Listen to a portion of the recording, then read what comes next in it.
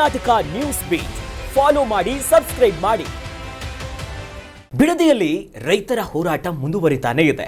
ಈಗ ಈ ಹೋರಾಟಕ್ಕೆ ಜೆಡಿಎಸ್ ಮತ್ತು ಕೆಆರ್ಎಸ್ ಪಕ್ಷ ಕೂಡ ಸಾಥ್ ಕೊಡ್ತಾ ಇದೆ. ಇದೀಗ ರಾಜ್ಯ ಸರ್ಕಾರಕ್ಕೆ ದೊಡ್ಡ ಮಟ್ಟದ ತಲೆನೋವಾಗಿದೆ.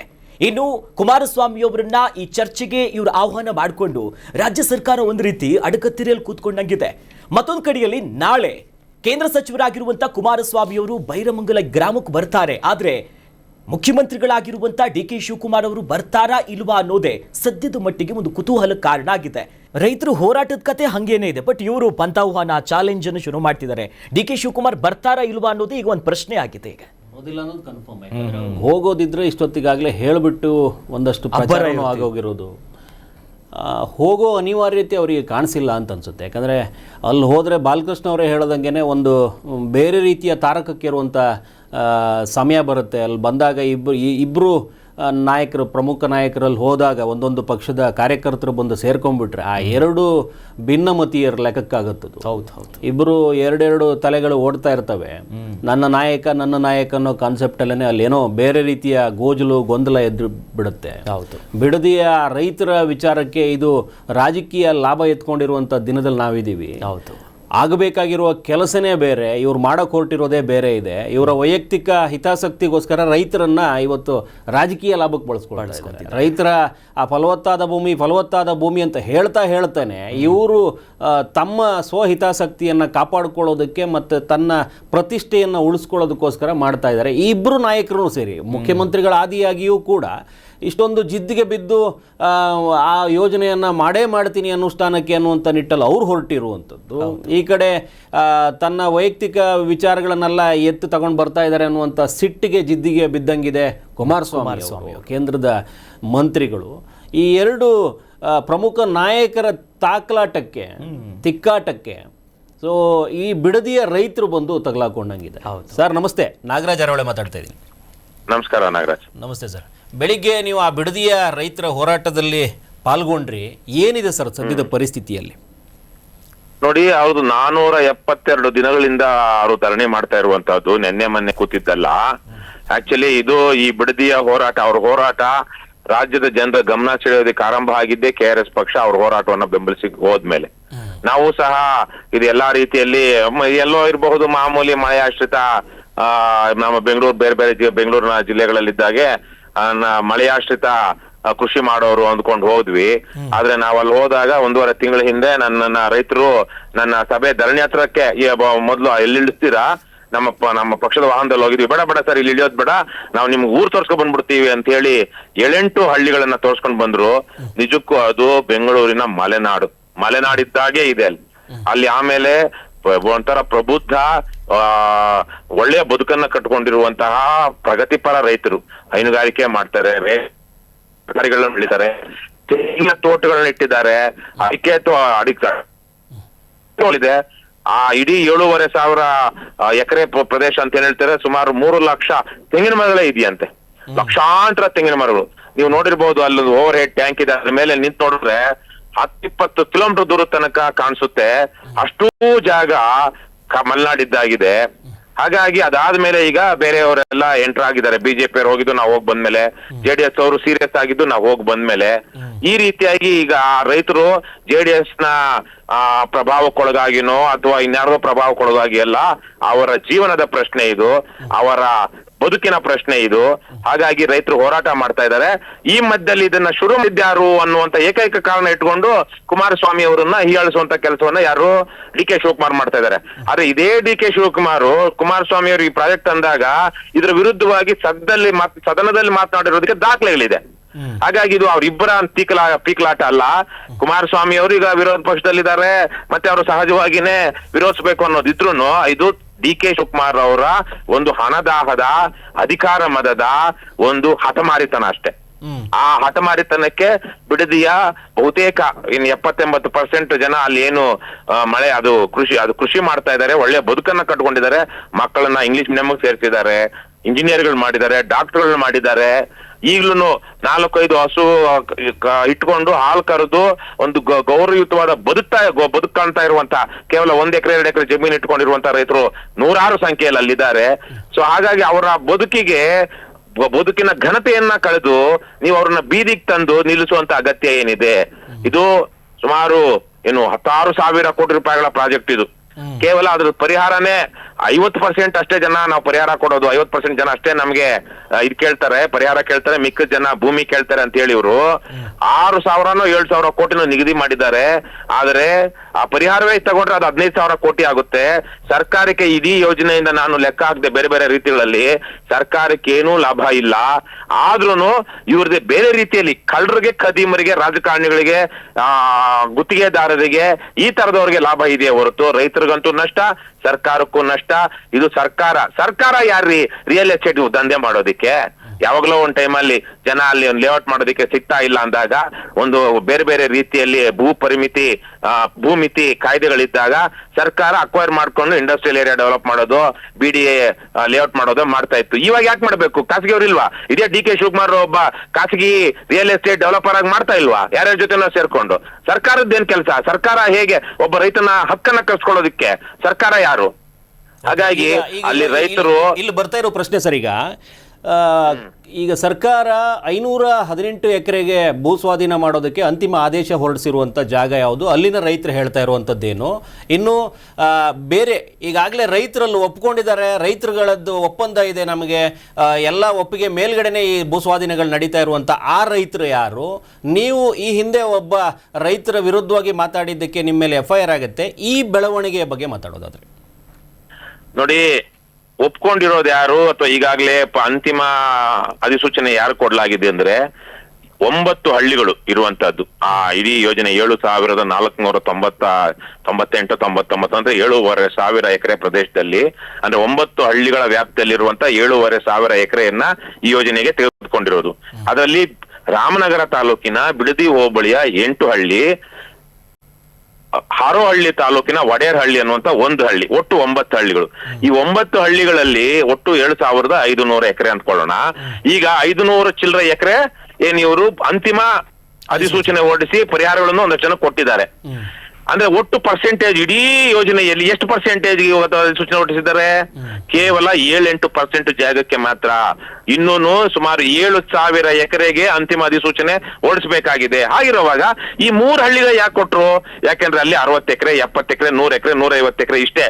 ಯಾವ್ದೋ ಒಂದು ಹಳ್ಳಿಯಲ್ಲಿ 150 ಎಕರೆ, ಇನ್ನೊಂದು ಹಳ್ಳಿಯಲ್ಲಿ ಒಂದು 60-70 ಎಕರೆ, ಇನ್ನೊಂದು ಹಳ್ಳಿನಲ್ಲಿ ಒಂದು 100 ಎಕರೆ, ಮಿಕ್ಕಿದ್ದು ಸರ್ಕಾರಿ ಭೂಮಿ. ಈ ರೈತರು ಯಾರು? ಯಾವ್ದೋ ಅಂಚಿನಲ್ಲಿರುವಂತವ್ರು, ಬೇರೆ ಊರಲ್ಲಿ ವಾಸ ಮಾಡ್ತಿರುವಂತವ್ರು, ಅಥವಾ ಈಗ ಪರಿಹಾರ ತಗೊಂಡಿರೋರು? ಎಲ್ರೂ ಅಲ್ಲ. ಅದ್ರಲ್ಲಿ ಒಂದು ಕಾಲ್ಭಾಗ ಯಾವ ಹಳ್ಳಿನಲ್ಲಿ ಜಾಸ್ತಿ ಜನ ಇರೋದ್ರಲ್ಲಿ 10 ಜನ ಇರ್ಲಿ ರೈತರು, ಆ ಹಳ್ಳಿನಲ್ಲಿ ರೈತರು, ಆದ್ರೆ ಅದ್ರಲ್ಲಿ ಒಂದು 5 ಜನ ಕೊಡೋದಕ್ಕೆ ಸಿದ್ಧವಾಗಿದ್ದಾರೆ ಅನ್ನುವಂತ ಹಳ್ಳಿಗಳಲ್ಲಿ ಮಾತ್ರ ಮಾಡಿದ್ದಾರೆ. ಇದು ಡಿವೈಡ್ ಅಂಡ್ ರೂಲ್. ಆಮೇಲೆ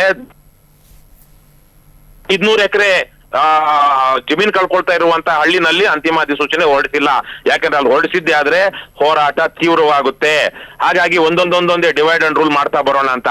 ಕಾನೂನಲ್ಲಿ ಇದಕ್ಕೆ ಅವಕಾಶ ಇಲ್ಲ. ನಾವು ಕಾನೂನು ತಜ್ಞರ ಜೊತೆ ಮಾತಾಡ್ತಿದ್ದೀವಿ. ಒಂದು ಯೋಜನೆಯನ್ನು ಅನುಷ್ಠಾನ ಮಾಡುವಾಗ ಯಾವೆಲ್ಲ ರೀತಿ ನೀತಿಗಳನ್ನ ಪಾಲಿಸಬೇಕೋ ಅದನ್ನ ಪಾಲಿಸ್ತಾ ಇಲ್ಲ ಇವರು. ಹಾಗಾಗಿ ಕೆಲವೊಂದಷ್ಟು ಜನ ರೈತರು ಉಳುಮೆ ಮಾಡದೇ ಇರೋಂಥವ್ರು ಅಥವಾ ಜಮೀನುಗಳು ರಸ್ತೆಗಿಲ್ಲದೆ ಹಿಂದೆ ಇರುತ್ತೆ, ಅವ್ರು ಬೆಂಗಳೂರಲ್ಲೆಲ್ಲೋ ಇರ್ತಾರೆ, ಅನಾನುಕೂಲ ಆಗಿರುತ್ತೆ, ಯಾರೋ 1/2 ಎಕರೆ 1 ಎಕರೆ ಇರೋರು ಮಾರೋಣ. ನಾನು ಒಬ್ಬ ಹೆಣ್ಮಗಳು ನೋಡಿದೆ, ಆಸ್ತಿನ ಮಾರುವಂತ ಹಕ್ಕು ರೈತಂದು ಇರುತ್ತೆ, ಅವನ ಜಮೀನು ಅದು. ಹಾಗಾಗಿ ಅವರು ಅರ್ಧ ನಾವು ದುಡ್ಡು ತಗೊಂಡಿದೀವಿ, ಇನ್ನರ್ಧ ನಾವು ಏನು ಸೈಟ್ ತಗೊಳ್ತೀವಿ, ಈ ದುಡ್ಡಲ್ಲಿ ನಾವು ಒಂದಷ್ಟು ಮನೆ ಕಟ್ಕೊಳ್ಬೇಕು, ಮಗನ ಮದುವೆಗಾಗಿ ಸಾಲ ಮಾಡಿದ್ದೆ, ಈಗ ಸಾಲ ತೀರಿಸ್ತೀವಿ, ಅದು ಅವ್ರ ಕಷ್ಟ, ಅದು ಅವರ ಹಕ್ಕು. ಯಾವ್ದೋ ಜಮೀನನ್ನ ಮಾರಬೇಕೋ ಬಿಡಬೇಕು ಅನ್ನುವಂಥದ್ದು, ಅದನ್ನ ನಾವು ಕೇಳಬಾರ್ದು. ಆದ್ರೆ ಅವ್ರು ಮಾರಿದ್ದಾರೆ ಅಂದ ತಕ್ಷಣ ಎಲ್ಲಾ ರೈತರು ಮಾರ್ಬೇಕು ಅನ್ನೋದು ಇದೆಯಾ? ಅವ್ರು ಯಾರು? Who the hell are they to demand all the farmers to relinquish their rights? ಹಾಗೆ ಮಾಡಬಾರ್ದು. ಹಾಗಾಗಿ ಬಹುಸಂಖ್ಯಾತ ರೈತರು ಏನಿದ್ದಾರೆ ಅಲ್ಲಿ ಜಮೀನನ್ನ ಕೊಡೋದಿಕ್ಕೆ ಸಿದ್ಧ ಇಲ್ಲ. ಮತ್ತೆ ಅದು ಬರಡು ಭೂಮಿ, ಅವೆಲ್ಲ ಬಿಟ್ಬಿಡೋಣ. DK ಶಿವಕುಮಾರ್ ಏನ್ ಹೇಳಿದ್ರು? ಅಲ್ಲಿ ಬಂಜರು ಭೂಮಿ, ಬರಡು ಭೂಮಿ, ಅಲ್ಲಿ ಯಾರು ರೈತರು ಉಳುಮೆ ಮಾಡ್ತಾ ಇಲ್ಲ. ಕಣ್ಣಿರೋರು, ಕಿವಿ ಇರೋರು ಹೇಳೋ ಮಾತಾ ಇವು? DK ಶಿವಕುಮಾರ್ಗೆ ಸ್ವತಃ ಕಣ್ಣಿದೆ, ಕಿವಿ ಇದೆ ಅಂತ ನಾನು ಭಾವಿಸ್ತೀನಿ. ಅವರು ಹೇಗೆ ಹೇಳ್ತಾರೆ ಅದನ್ನ? ಅಲ್ಲಿ ನಾನೇ ಸ್ವತಃ ಖುದ್ದು ಹೋಗಿ ನನಗೆ ಒಂದು ರೀತಿಯಲ್ಲಿ ಬೇರೆ ತರಹದ ದರ್ಶನ ಆಯ್ತು. ಅಲ್ಲಿ ಮಾಡ್ತಾ ಇದ್ದ ನಾನು ಅವಿಭಜಿತ ಬೆಂಗಳೂರು ಜಿಲ್ಲೆಗೆ ಸೇರಿದವನು. ನಮ್ಮ ಇಡೀ ಬೆಂಗಳೂರು, ಇವತ್ತಿನ ಬೆಂಗಳೂರು ನಗರ, ಬೆಂಗಳೂರು ಗ್ರಾಮಾಂತರ, ಬೆಂಗಳೂರು ದಕ್ಷಿಣ ಅಥವಾ ರಾಮನಗರ ಅಂತೇನಿದೆ, ಇಷ್ಟೂ ವ್ಯಾಪ್ತಿಯಲ್ಲಿ ಈ ಬಿಡದಿಯ ತರಹಕ್ಕೆ ಇದು ಬೈರಮಂಗಲ, ಕಂಚಗಾನಹಳ್ಳಿ ಈ ತರಹದ ಪ್ರದೇಶ ಇನ್ನೊಂದಿಲ್ಲ. ಈ ತರಹದ ಮಲೆನಾಡು ಪ್ರದೇಶ ಇನ್ನೊಂದಿಲ್ಲ. ಇಷ್ಟು ವಿಸ್ತಾರವಾದ ಜಾಗದಲ್ಲಿ ಈ ರೀತಿಯ ಪರಿಪರಿಯ ಗಿಡಗಳನ್ನ, ಪರಿಪರಿಯ ಬೆಳೆಗಳನ್ನ ಬೆಳೀತಿರುವಂತಹ ಇನ್ನೊಂದು 5,000 ಎಕರೆ ಪ್ರದೇಶ ಇಡೀ ಬೆಂಗಳೂರು, ಅವಿಭಜಿತ ಬೆಂಗಳೂರು ಜಿಲ್ಲೆಯಲ್ಲಿಲ್ಲ. ಹಾಗಾಗಿ ಇವ್ರು ಯಾವ ರೀತಿಯಲ್ಲಿ ನನ್ನದೇ ಅವಿಭಜಿತ ಜಿಲ್ಲೆಯವರಾಗಿರುವಂತಹ DK ಶಿವಕುಮಾರ್ ಅವರು ಯಾವ ರೀತಿ ಅದು ಬಂಜರು ಭೂಮಿ, ಅಲ್ಲಿ ಯಾರು ರೈತರು ಉಳುಮೆ ಮಾಡ್ತಾ ಇಲ್ಲ, ಹಾಗಾಗಿ ರೈತರೆಲ್ಲ ಕೊಡ್ತಾ ಇದಾರೆ ಅಂತಾರೆ. ರೈತರನ್ನ ಇವರು ವೈಯಕ್ತಿಕ ಹಿತಾಸಕ್ತಿಗೆ ಬಳಸ್ಕೊಳ್ತಾ ಇದಾರೆ ಅಂತ ಅನಿಸ್ತಾ ಇಲ್ವಾ ಸರ್? ವಿಧಾನಸೌಧಕ್ಕೆ ಬನ್ನಿ, ಬೈರಮಂಗಲಕ್ಕೆ ಬನ್ನಿ. ಕುಮಾರಸ್ವಾಮಿ ಅವ್ರು ಏನ್ ಮಾಡ್ತಾ ಇದಾರೆ ಅಂತ ನಾನು ಅಲ್ಲಿ ಸಭೆಯಲ್ಲಿ ಹೇಳಿದೆ. ಕುಮಾರಸ್ವಾಮಿ ಅವರು ನಾಳೆಗ್ ಬರ್ತಿದ್ದಾರೆ, ನಾಳೆಗ್ ಬಂದು ಅವರು ಕಾಯ್ತಾರೆ DK ಶಿವಕುಮಾರ್ಗೆ. ಆದ್ರೆ ಅದೇ ಸಂದರ್ಭದಲ್ಲಿ ಒಂದು ದಿವಸ ನಾನು ಬರೋದಿಕ್ಕಾಗ್ಲಿಲ್ಲ, ಮೊನ್ನೆ ನೀವು ಬರ್ಲಿಲ್ಲ ನಮ್ಮ ಸಭೆಗೆ, ಹಾಗಾಗಿ ನಾನೇ ಬರ್ತೀನಿ, ಒಂದು ಡೇಟ್ ಕೊಡಿ ಅಂತ ಹೋಗಿ ಕುಮಾರಸ್ವಾಮಿ ಹೋಗಿ DK ಶಿವಕುಮಾರ್ಗೆ ಕೈ ಮುಗಿದು, ನೋಡಿ DKಶಿ, ಒಂದು ಕಾಲದಲ್ಲಿ ನೀವು ಜೋಡೆತ್ತುಗಳ ತರ ಇದ್ದಂತವ್ರು, ನಾನು 2ನೇ ಬಾರಿಗೆ ಮುಖ್ಯಮಂತ್ರಿ ಆದಾಗ, ಹಾಗಾಗಿ ನಿಮ್ಮಲ್ಲೊಂದು ಮನವಿ ಮಾಡ್ತೀನಿ, ಈ ಭೂಮಿ ಏನಿದೆ ನೀವು ಸ್ವಾಧೀನ ಮಾಡ್ಬೇಕು ಅಂತ ಹಠ ಹಿಡಿದಿರೋದು ಅದು ಬಂಜರು ಭೂಮಿ ಅಲ್ಲ, ಅದು ಬರಡು ಭೂಮಿ ಅಲ್ಲ. ಅಲ್ಲಿ ಸಾವಿರಾರು ರೈತರು, ರೈತ ಕುಟುಂಬದವರು ಅಂದ್ರೆ 16,000 ಜನ ಪ್ರತ್ಯಕ್ಷವಾಗಿ ಪರೋಕ್ಷವಾಗಿ ಒಳ್ಳೆ ಬದುಕನ್ನ ಕೃಷಿಯಿಂದ ಕಟ್ಕೊಂಡಿದ್ದಾರೆ. ಇಡೀ ನಮ್ಮ ರಾಜ್ಯದಲ್ಲೇ ಈ ತರಹ ಕೃಷಿಯಿಂದ ಈ ತರಹದ ಒಂದು ಸಮೃದ್ಧವಾದ ಬದುಕನ್ನ ಕಟ್ಕೊಂಡಿರುವಂತಹ ಪ್ರದೇಶಗಳು, ಸಮುದಾಯಗಳು ಬಹಳ ಕಡಿಮೆ ಇದೆ. ಮತ್ತೆ ಇಲ್ಲಿ ರಿಯಲ್ ಎಸ್ಟೇಟ್ ಮಾಡುವಂತ ಅಗತ್ಯ ಇಲ್ಲ. ಯಾರಾದ್ರೂ ಕೊಡೋರಿದ್ರೆ ಅವ್ರು ಕೊಡ್ಲಿ, ಆದ್ರೆ ಸ್ವಾಧೀನ ಮಾಡ್ಕೊಳಕ್ ಹೋಗ್ಬೇಡಿ. ಬೇರೆಯವ್ರು ಖಾಸಗಿಯವ್ರು 50 ಎಕರೆ, 100 ಎಕರೆ, 150 ಎಕರೆ ಲೇಔಟ್ ಮಾಡ್ತಾರೆ ಅಂದ್ರೆ ಬೇಕಾದ್ರೆ ಅದಕ್ಕೆ ಭ್ರಷ್ಟಾಚಾರ ಇಲ್ಲದ ರೀತಿನಲ್ಲಿ ಅದಕ್ಕೆ ಅವಕಾಶ ಮಾಡ್ಕೊಡಿ. ಆದ್ರೆ ಸರ್ಕಾರದಿಂದ ಈ ರೀತಿಯ ರಿಯಲ್ ಎಸ್ಟೇಟ್ ಪ್ರಾಜೆಕ್ಟ್ ಮಾಡಬೇಡಿ. ಇದು ಪ್ರಕೃತಿಗೆ ಮಾಡುವ ಅಪಚಾರ, ರೈತರಿಗೆ ಮಾಡುವ ಅಪಚಾರ, ರಾಜ್ಯದ ಜನರಿಗೆ ಮಾಡುವ ಅಪಚಾರ. ಇದರಿಂದ ನಿಮ್ಗೆ ಒಳ್ಳೇದಾಗಲ್ಲ ಅಂತೇಳಿ ಅವ್ರಿಗೆ ಕೈ ಮುಗಿದು ದಯವಿಟ್ಟು ಇದನ್ನ ಕೈ ಬಿಡಿ ಅಂತ ಕುಮಾರಸ್ವಾಮಿ ಹೇಳ್ಬೇಕು ಅಂತ ನಾನು ಕೇಳ್ಕೊಳ್ತೀನಿ. ಆದ್ರೆ ಕುಮಾರಸ್ವಾಮಿ ಅವ್ರ ವಿಚಾರ ಅಲ್ಲ ಇದು, DK ಶಿವಕುಮಾರ್ ಅವ್ರ ಹಠ. ಕುಮಾರಸ್ವಾಮಿ ಅವರ ಮೇಲಿನ ದ್ವೇಷಕ್ಕೆ DK ಶಿವಕುಮಾರ್ ಇದನ್ನ ಮಾಡ್ತಾ ಇಲ್ಲ. JDS ಪಕ್ಷದ ಮೇಲಿನ ದ್ವೇಷಕ್ಕೆ DK ಶಿವಕುಮಾರ್ ಇದು ಮಾಡ್ತಾ ಇಲ್ಲ. ಅವರಿಗಿರುವಂತಹ ಭೂದಾಹ, ಹಣದಾಹ ಮತ್ತು ಅದಕ್ಕಿಂತ ಹೆಚ್ಚಾಗಿ ಅಧಿಕಾರದ ಮದ ಮಾತ್ರ ಅವರ ಕಣ್ಣಿನ ಮೇಲೆ ಪೊರೆಯನ್ನ ತಂದಿದೆ, ಅಥವಾ ಅವರ ನಾಲಿಗೆಯಿಂದ ಕೆಟ್ಟ ಮತ್ತು ಸುಳ್ಳುಗಳನ್ನ ಹೇಳುತ್ತಾ ಇದೆ. ಇಷ್ಟೇ ನಾನು ಹೇಳುತ್ತದು. ಇದು ಇಬ್ಬರ ರಾಜಕಾರಣಿಗಳ ಮೇಲಾಟ ಅಲ್ವೇ ಅಲ್ಲ. DK Shivakumar doesn't care about HD Kumaraswamy. HD Kumaraswamy ಏನಾದ್ರೂ ಮಾಡ್ಕೊಳ್ಳಿ, ನನಗ್ ಮನಸ್ಸಿಗೆ ಬಂದಿದ್ದೆ ನಾನು ಮಾಡ್ತೀನಿ ಈ ತರಕ್ಕೆ. ಸುಮ್ನೆ HD ಕುಮಾರಸ್ವಾಮಿ ಅವರು ವಿರುದ್ಧ ಇದ್ದಾರೆ ಅಂತ ಮಾತಾಡ್ತಿದಾರೆ ಅಷ್ಟೇ. ಅದು ಬಿಟ್ರೆ ಇದು HD ಕುಮಾರಸ್ವಾಮಿ DK ಶಿವಕುಮಾರ್ ಮಧ್ಯೆ ಇರುವಂತಹ ಕದನ ಅಲ್ವೇ ಅಲ್ಲ. ಅದಕ್ಕೆ ಬೇರೆ ಬೇರೆ ಆಯಾಮಗಳಿದೆ. DK ಶಿವಕುಮಾರ್ಗೆ HD ಕುಮಾರಸ್ವಾಮಿ ಅವರಿಗೆ ಕಾಟ ಕೊಡ್ಬೇಕು, ಕಷ್ಟ ಕೊಡ್ಬೇಕು ಅನ್ನೋಗಿದ್ರೆ ಇದೇ HD ಕುಮಾರಸ್ವಾಮಿ ಅವರ ಮೇಲೆ SR ಹಿರೇಮಠರು ಮತ್ತು ನಾವು ಮಾಡ್ತಾ ಇರುವಂತಹ ಹೋರಾಟ ಏನಿದೆ, ಕೇದ್ಗಾನಹಳ್ಳಿಯಲ್ಲಿ HD ಕುಮಾರಸ್ವಾಮಿ ಅವರು ಅಕ್ರಮವಾಗಿ, ಕಾನೂನು ಬಾಹಿರವಾಗಿ, ನಿಯಮ ಬಾಹಿರವಾಗಿ ಜಮೀನ್ ತಗೊಂಡು ತೋಟ ಮಾಡಿದ್ದಾರೆ ಅಂತ ಹೇಳಿ, ದಲಿತರ ಭೂಮಿಯನ್ನ ಕಬಳಿಸಿದ್ದಾರೆ ಅಂತ ಹೇಳಿ, ಅದರಲ್ಲಿ ಇವರು ಹೈಕೋರ್ಟ್ ಈಗಲೇ ಆ ಜಮೀನನ್ನ ಇದು ಮಾಡಿ ಸರ್ವೆ ಮಾಡಿ ತೆಗಿಸಿ ಅನ್ನುತ್ತಲ್ಲ, ಅಲ್ಲಿ ತೆಗೆಸಿದ್ರೆ ಸಾಕು. ಕುಮಾರಸ್ವಾಮಿ ಅವ್ರಿಗೆ ಎಲ್ಲಿ ಪಾಠ ಕಲಿಸ್ಬೇಕು ಅಲ್ಲಿ ಪಾಠ ಕಲಿಸ್ಬೋದು. DK ಶಿವಕುಮಾರ್ ಇಲ್ಲ, ಅವ್ರದ್ದು ಅದಲ್ಲ. ಸುಮ್ನೆ ಇವಾಗ ರಾಜಕೀಯ ನಡೀತಾ ಇದೆ, ನಡೀಲಿ. ಆದ್ರೆ ನಾನಂತೂ ಇದನ್ನ ಬಿಡದಿದ್ದು ಇದೇ HD ಕುಮಾರಸ್ವಾಮಿ ಮಾಡಿದಾಗ ಬೇಡ ಅಂದಿದ್ದೆ, ಇವಾಗ ಯಾಕೆ ಬೇಕು ಅಂತ ಇದ್ದೀನಿ. ಯಾಕೆ ಅಂದ್ರೆ ನನ್ಗೆ ಇವಾಗ ಅದ್ರಲ್ಲಿ ಲಾಭ ಇದೆ. ಯಾವ ಲಾಭ? ಜನರಿಗೆ ಹಿತದ ಲಾಭ ಅಲ್ಲ, ಅವ್ರದ್ದೇನೋ ಒಂದು, ಅದು ಮದ ಇರಬಹುದು, ಅಹಂಕಾರ ಇರಬಹುದು, ಹಣದ ಲಾಭ ಇರಬಹುದು, ಭೂಮಿಯ ಲಾಭ ಇರಬಹುದು, ಏನಾದ್ರೂ ಇರಬಹುದು, ಆಸ್ತಿಯ ಲಾಭ. ಆ ತರಹದ ಇದೆಯೇ ಹೊರತು ಇದು ರಾಜಕಾರಣಿಗಳ ಮಧ್ಯೆ ನಡೀತಿರುವಂತ ಮೇಲಾಟ ಅಲ್ಲವೇ ಅಲ್ಲ. ಸರ್, ಧನ್ಯವಾದಗಳು ಸರ್. ನಿಮ್ಮ ಹೋರಾಟ ನಿರಂತರವಾಗಿರಲಿ. ನಮಸ್ಕಾರ. ಅಂದರೆ ಇವತ್ತು ಅವ್ರೇನು KRS ಅವರಲ್ಲಿ ಹೋಗಿ ಕೂತ್ಕೊಂಡು ಒಂದು ಹೋರಾಟಕ್ಕೆ ಒಂದು ಚುರುಕು ತಂದರು. ಇದೇ ವ್ಯಕ್ತಿ ರವಿಕೃಷ್ಣಾರೆಡ್ಡಿ ಅವರು ಕಳೆದ ಬಾರಿ ಅದೇ ವೇದಿಕೆಯಲ್ಲಿ ಇದ್ದಂಥ ಒಬ್ಬ ರೈತನ ವಿರುದ್ಧವಾಗಿ ಮಾತನಾಡಿ, ಅಂದರೆ ನೀವು ರೈತರ ವಿರೋಧಿಯಾಗಿದ್ದೀರಿ, ರೈತರಾಗಿ ಅನ್ನುವಂಥ ನಿಟ್ಟಲ್ಲಿ ಮಾತಾಡಿದಾಗ ಅದೇ ಅಲ್ಲಿ ಸ್ಥಳೀಯ ಪೊಲೀಸ್ ಠಾಣೆಯಲ್ಲಿ ಇವ್ರ ಮೇಲೆ FIR ಆಗುತ್ತೆ. ಅದಾದ ನಂತರದಲ್ಲೂ ಮತ್ತೆ ಆ ರೈತರ ಪರವಾಗಿ ಹೋಗಿ ನಿಂತ್ಕೊಂಡು ಮಾತಾಡುವುದು ಅಷ್ಟು ಸುಲಭ ಅಲ್ಲ. ಆ ಪ್ರಯತ್ನ ಮಾಡಿದ್ದಾರೆ. ಇವತ್ತು ಯಾವ JDSನವರು ಕೂಡ ಇದ್ದಾಗಲೂ ಕೂಡ ಕುಮಾರಸ್ವಾಮಿ ಅವರು ವಿರುದ್ಧವಾಗಿ ಮಾತಾಡ್ತಾರೆ. ಅವರ ಅಕ್ರಮದ ವಿರುದ್ಧವೂ ಕೂಡ ನಾವು ಹೋರಾಟ ಮಾಡ್ತಾ ಇದ್ದೀವಿ ಅಂತ ಹೇಳೋದಕ್ಕೂ ಒಂದು ಶಕ್ತಿ ಬೇಕು. ಈ ಎರಡು ವಿರುದ್ಧದ ನಾಯಕರ ಮಧ್ಯದಲ್ಲಿ ಇವರದ್ದೊಂದು ಹೋರಾಟವನ್ನು ಆ ರೈತರ ಪರವಾಗಿದ್ದೀವಿ ಅನ್ನುವಂಥ ಧ್ವನಿ ಎತ್ತಿದ್ದಕ್ಕೆ ನಮ್ಮ ಕಡೆಯಿಂದ ಶ್ಲಾಘನೆಗಳವರಿಗೆ. ಈ ರೈತರು ಬಿಡದಿಯ ವಿಚಾರದಲ್ಲಿ ನಾಳೆಯ ದಿನ ಬಹಳ ಮಹತ್ವ ತಗೊಳ್ಳುತ್ತೆ. ಕುಮಾರಸ್ವಾಮಿ ಅವರು ಅಲ್ಲಿ ಬೈರಮಂಗಲದಲ್ಲಿ ಬಂದು ಕಾಯೋದು, DK ಶಿವಕುಮಾರ್ ಇಲ್ಲಿ ಯಾವ ಕಾರ್ಯದಲ್ಲಿ ನಿರತರಾಗಿರುತ್ತಾರೆ ಅನ್ನುವಂಥದ್ದನ್ನು ನೋಡಿಕೊಂಡು ನಾಳೆ ಸಂಜೆ ಮತ್ತೊಂದಷ್ಟು ಬೆಳವಣಿಗೆಗಳನ್ನು ಹೇಳೋದಕ್ಕೆ ನಾವು ರೆಡಿಯಾಗಿದ್ದೀವಿ. S Karnataka news beat follow ಮಾಡಿ, ಸಬ್ಸ್ಕ್ರೈಬ್ ಮಾಡಿ.